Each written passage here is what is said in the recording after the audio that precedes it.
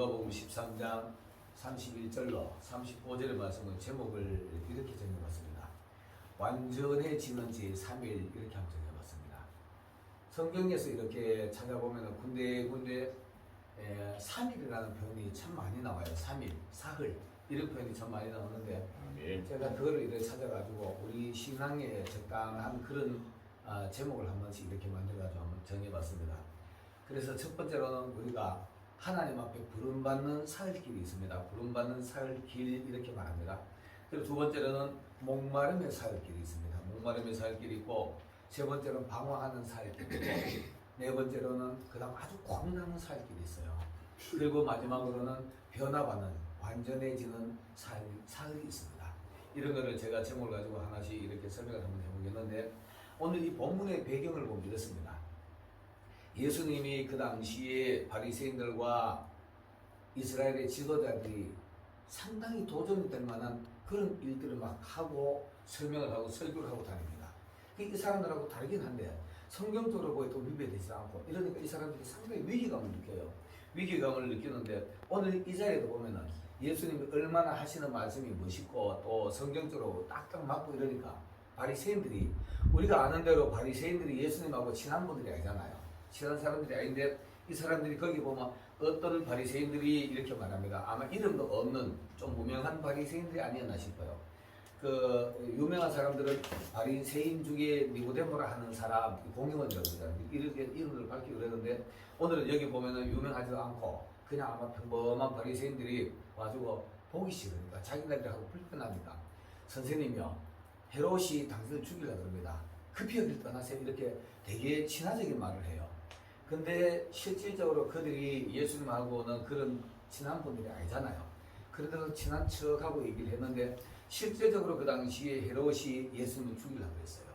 왜 그러냐 하면은 사도 세례 요한을 죽인 헤롯이 예수님이 하시는 거 보니까 세례 요한의 영이 그에게 들어가서 운동하는도다 이렇게 말하니까 이 세례 요한을 무지하게 두려워했어. 너무 바른 말을 하니까. 그리고 예수님도 또 바른 말을 하니까 고막 겁이 난 거예요. 겁이 나가지고 사실상 예수님을 죽이려고 애를 썼습니다. 썼는데 그거를 가지고 바리새인들이 당신이 죽이려고 그러니까 빨리 떠나세요 이렇게 말하니까 예수님 하시는 말씀이 저 여우에게 가서 전해라. 헤롯을 여우라고 말합니다. 헤롯을 여우라고 말하는데 왜 여우냐 하면 헤롯이 기교를 너무 잘 부려. 너무 장기를 잘 부려. 우리 하나님의 종들, 하나님의 사람들을 기교 부리는 거 아주 못 씁니다. 장기 부리는 거 못 써요. 이 헤롯이 너무나 장기 부리고 기교를 부리는 것이 뭐냐 하면 헤롯이 다윗의 가계가 아니기 때문에 왕이 될 자격이 없어요. 왕이 될 자격이 없는데 왕자에 앉아 있으니까 그 왕자를 지키려고 그러니까 온갖 기교를 다 부리게 되는 거예요. 이스라엘 사람들의 비유를 맞추게 되는 거예요. 이 성전도 막 리모델링하고 이스라엘 전 비유 맞추는 일에 전념을 하고 이렇게 기교를 부렸던 겁니다. 그 예수님이 헤롯을 지칭해서 여우라 이렇게 말해요. 여우라 이렇게 말하는데 저 여우에게 가서 전해라. 오늘과 내일은 내가 병자도 고치고 이렇게 내 일을 하다가 제3일에는 완전하여 지리라. 이걸 가지고 완전해지는 제3일 이렇게 제목을 정해봤습니다. 자, 그래서 우리가 완전해지는 제3일을 맞이하려고 그러면 우리가 이런 과정을 겪게 됩니다. 과정을 겪게 되는데 첫 번째로 보면 하나님 앞에 우리가 하나님의 자녀되는 그런 과정을 부름을 받아야 됩니다. 부름을 받아야 되는데 출애굽기에 보면 3장 18절에도 나오고요. 5장 1절에도 나오고 이러는데 하나님이 모세를 불러가지고 모세야 내 백성이 애굽에서 종살이하는 거 그 고통스러워하는 신음소리도 내가 다 들었고 내 백성 고통하는 게 내가 마음이 아프니까 네가 가서 그들을 인도하여 내서 내가 진령하는 가나안 땅으로 데려가라 이렇게 말합니다. 그때 모세가 뭐 이제 여러 가지로 나는 약해요, 나는 안 돼요, 말이 어느래요 이렇게 거부하잖아요. 거부하는데도 하나님은 가라고 명령을 하십니다. 그래가지고 명령을 가지고 가는데 이렇게 말해요. 가서 내 백성을 광야로 인도하여 내서 사흘길쯤 와서 하나님을 섬기게 하라 이렇게 바로에게 이렇게 전하라고 했어요. 그 5장에 가지고 바로 이래 가지고 하나님 여호와께서 이스라엘의 하나님 여호와께서 우리에게 나타나셔서 하시는 말씀이 내 백성을 내놔라 광야에 가서 여호와를 섬길 것이니라 이렇게 말합니다. 사도행전에 여러분 보면 잘 아시겠지만 광야는 하나님의 교회가 얘기합니다. 오늘 이 자리입니다. 이 자리가 하나님을 섬기는 자리입니다. 아멘. 아멘. 바로 교회를 얘기합니다. 하나님의 교회를 건축해서 거기서 하나님을 섬길 것이다. 광야가 교회니까 그렇게 말하는데 이 부름의 살 길이 얼마나 고통스러운, 여러분 우리 하나님 앞에 처음에 나올 때 평범하게 쉽게 나온 분들이 있나요? 대부분 아마 사단이 안 놓으려고 애를 써요. 바로 그랬어요. 내가 나라까지 이거 놓으면은 자기 종인데 일이 얼마나 많은데 할 일이 얼마나 많은데 이거 놓으려면 엄청난 손해가 나는 거예요. 그게 안 놓는 겁니다. 안 놓을 때 하나님이 때리는 거잖아요. 때리는데 10가지 제목으로 그 다음에는 마지막에 장가 제목 해가지고 엄청난 기적을 보고 백성들이 광야로 나옵니다.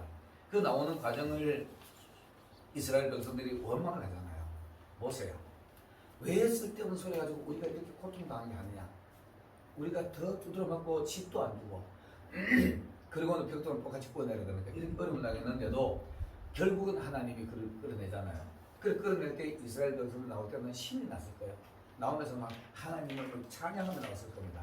그 찬양하며 나와가지고 나오는 것이 이제 광야로 가는 건데 교회의 점에 전도되는 과정이 우리가 어렵습니다. 전도해보면 요즘은 크기도 어렵잖아요. 그래서 이 부름의 사역길 우리가 잘 아는 대로 성경에는 3이라는 숫자가 완전수라고 그러잖아요. 성삼위 하나님이 하고 이래가지고 완전수라고 그러는데 부름도 엉거주춤하게 그냥 전도돼가지고 오면은 확신 없이 전도돼 오는 사람은 방황하고 나가게 돼 있어요. 그런데 이런 완벽한 하나님의 영광을 보고 하나님의 기적을 본 사람들은 절대로 변하지 않습니다. 아멘. 아멘. 부름의 사역길은 완벽한 우리가 하나님의 영광을 봐야만이 하나님의 자녀가 되는 겁니다. 네. 자, 두 번째는 이제 목마름의 사역길이 있는데 이렇게 부름을 받아가지고 광야 길을 걸어가는데요. 출애굽기 15장 22절 27절에 보면은 모세가 이스라엘을 불러내어서 수루 광야를 걸었는데 사흘 길을 걸을 동안에 물 한 모금 얻지 못했더라 이렇게 말합니다. 근데 이 당시에 물 한 모금 얻지 못 광야를 사흘 동안에 걸어가면서 물 한 모금 안 마셨다고 생각해 보세요. 우리 그냥 이런 여름에 날에 뜨거운 길을 걸어도 목이 타잖아요.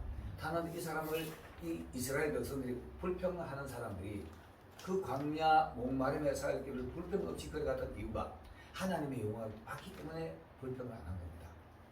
그래서 우리 사역길도 있잖아요. 그저 목마름의 사역, 목마름, 갈증.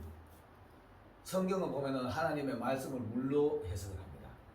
어느 때인가 하나님의 영광을 보고 교회 전원에 나와가지고 열심히 뛰어다니며 봉사하고 누가 나를 핍박해도 아무것도 없이 교회 일을 봉사하다가 어느 날 하나님의 말씀을 하는데 목회자가 나하고 관계없는 나는 지키지도 못할 말을 막 하는 거예요. 그 사역길을 걸어가지고 만난 물이 마라잖아요. 마라라는 스물이라는 뜻이잖아요. 근데 물을 만나자마자 맨 먼저 받는 사람이 기분이 기뻐가지고 막 쫓아가지고 정신없이 막 아기 다툼을 하고 먼저 마셔봤어요. 입을 대자마자 너무 쓴물이야. 그 마실 물이 안 되니까 차라리 물이 안 나왔더라면 그 백성들이 모세를 원망 안 했을 수도 있어요. 사흘 동안 물 한 모금 못 마셨습니다. 근데 물을 보자마자 못 마시니까 고만 그때부터 원망이 나오는 거예요. 모세야, 우리가 애굽에 잔지가 없어 여가지고 이렇게 몽타가지고 우리 백성들과 우리 짐승 다 목말라 죽게 하려느냐 이렇게 뭐라 합니다. 그때 모세가 언제까지 하나님의 영광을 보고도 그렇게 하려 거냐 하면서 나무 가지를 던져 넣잖아요.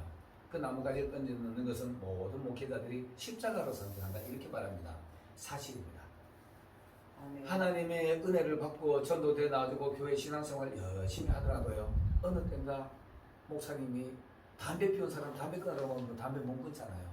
목사님의 설교가 전부 다 내하고는 내 가슴 나를 막 비수치듯이 내하고는 안 맞는 말씀을 막 하는 거예요. 담배 끊어라.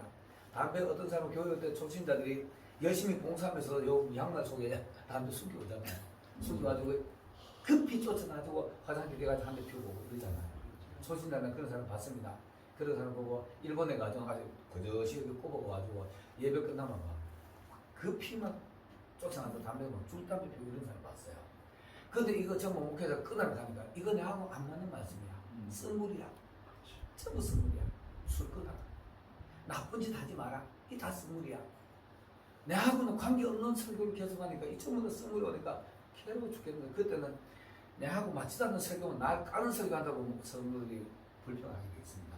이게 바로 목마름의 살길 이런 것도 과정을 넘어서야 되는 겁니다. 이런 과정도 넘어서야만이 우리가 언젠가 완전해질 수가 있는 모습을 갖출 수가 있을 거예요. 자, 이런 거를 지나고 나면은 그다음 이제 방황하는 또 살길이 옵니다. 방황하는 살길은 누가복음 2장에 보면은 2장에 41절로 52절에 보면은 예수님과 예수님의 부모님들이 유월절을 지키려고 예루살렘 올라가요. 예루살렘 올라가지고 유월절을 다 절기를 지키고 난 뒤에 이제 집으로 귀가하는 길입니다. 귀가하는 길에 그 거리가 얼마나 먼가 하룻길을 내려왔어요.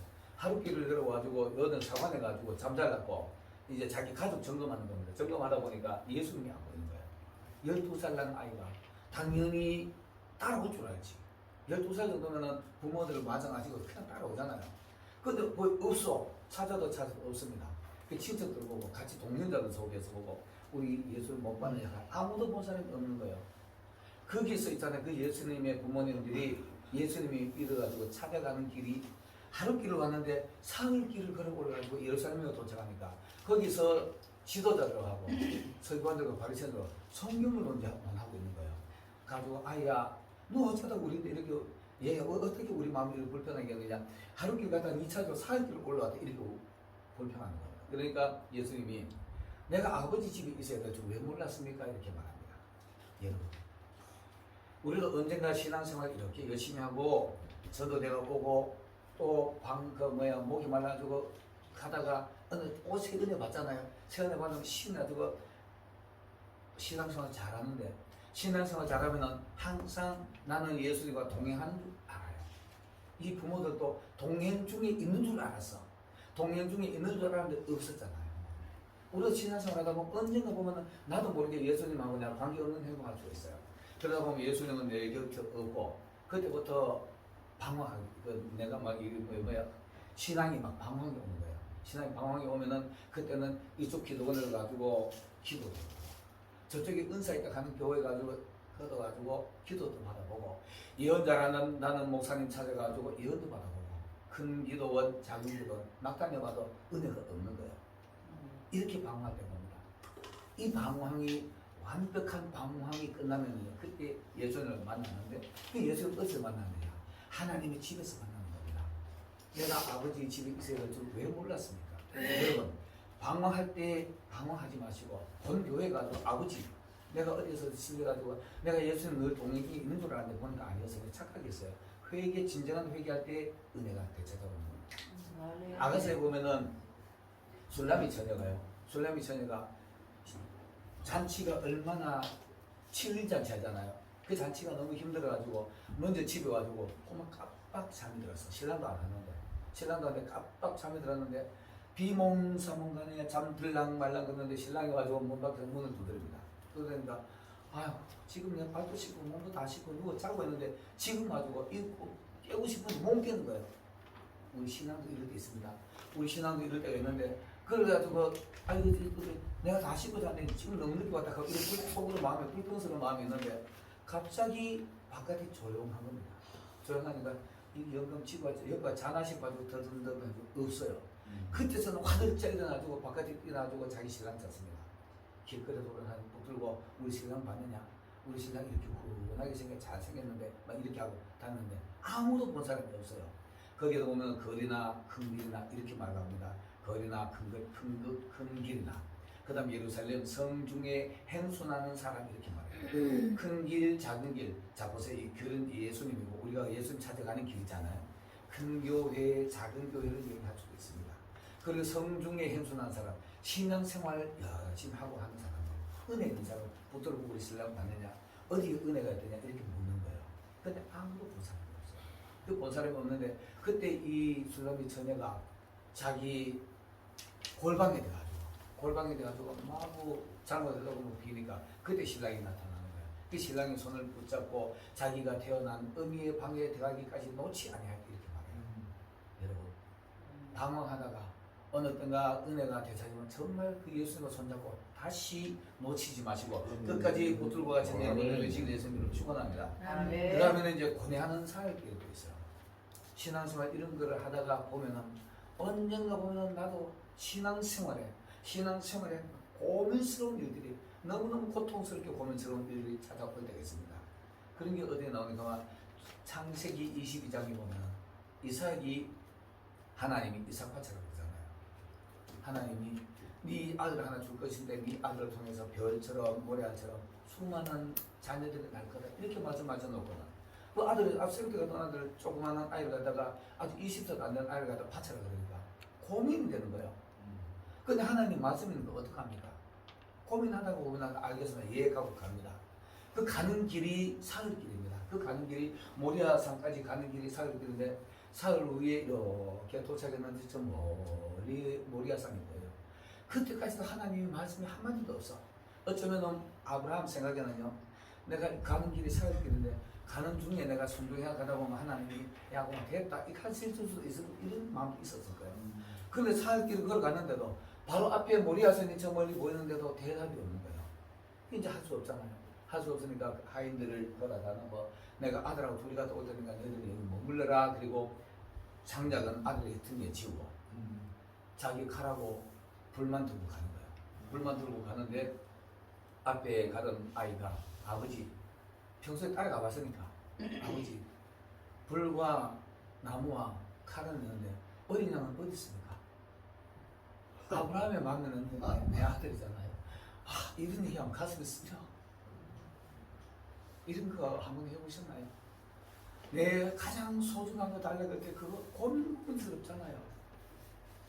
심지어는 네 가진 집 그거 내 바쳐라 하면 바칠 수 있을까요? 아브라함이 지금 그런 상황에 봉착한 거예요. 근데 아브라함이 순종합니다. 순종하는데 아브라함이 있잖아요. 그죠?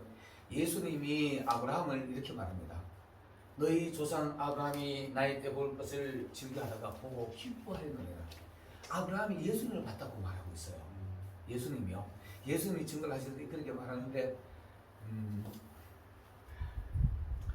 아브라함이 그 아이를 바치면서 그 사건 뒤에 이 아이를 통해서 한 아들이 날 거다. 그거 갈라디아서 한 아들을 얘기하는데 예수 그리스도라 얘기해요.